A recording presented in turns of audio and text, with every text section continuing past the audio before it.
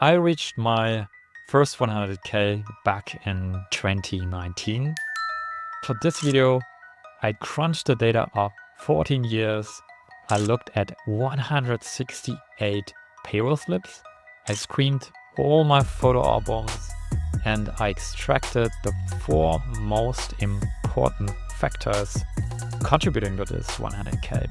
And if you appreciate this, smash that like and subscribe button right now. Factor number 1 is the savings rate. As a junior designer in 2006, my net salary was low, but at the same time, my living costs were also low. My idea was I save money so I have it when I need it. That's kind of an emergency fund. So in 2006, my savings rate was 11%. Let me show you how I calculate this. Net salary plus side hustles equals income per year. Savings are income minus expenses. And the savings rate is savings divided by income per year. And by following this rate closely on a monthly or yearly level, it's very easy to boost this up. For example, in 2019, I had a savings rate of 55%. On average, the savings rate across all 14 years was 20%. And that seems like a reasonable goal in my view. So figure out your income and expenses and then calculate your savings rate in the past. And then it's easy to set goals in the future. Moving on to income growth. Without income, you can't save and you can't invest. Income is a very important factor, and it doesn't matter whether it's coming from a full-time job or from your own business. I want to highlight the income growth in these two phases because in 2012, I doubled my net salary, and in 2019, I almost doubled it again. I mainly achieved this through frequent changing jobs. I had 2 income dips. The first one was when I was freelance in Amsterdam, which didn't turn out well. And the second dip was a career change when I went from a director role back to a mid-level design position.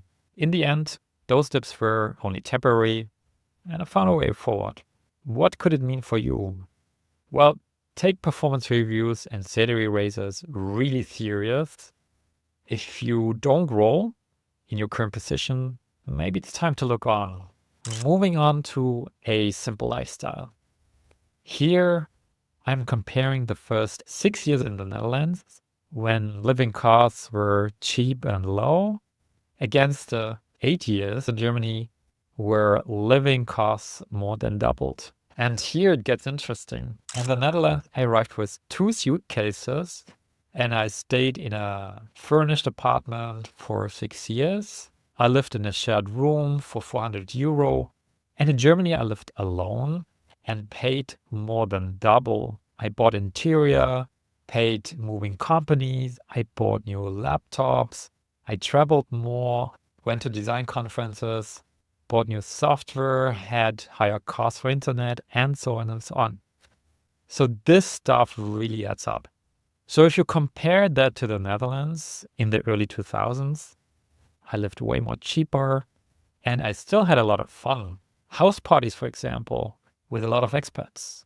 Everyone brings a drink. And going to the Daft Punk concert in 2007, I can't remember what I paid, but that's something for you to reflect on. Where can you reduce costs? And what are the must-haves where you don't want to cut back? Because lower costs will increase your savings rate. And factor number 4 is tracking finances. Now, I didn't do this for 8 years. What was the game-changing moment that started this? Well, back in 2014, I felt that everyone else in my team progressed in their career except me. So I started to set financial goals and track how I was doing. I used a very simple spreadsheet for this in Google Docs. That's the original. It was not perfect, but it helped me to get started and I track my income and expenses.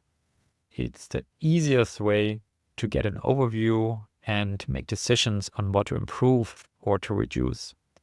As a result, I created additional income streams totaling up to more than 20,000 euro in just 6 years. I also found that seeing progress in numbers was very motivating.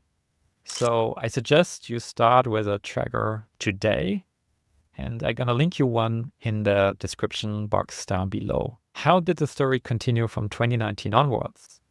Well, that's for another video, so make sure to hit subscribe and like. Thanks for watching, and see you in the next video.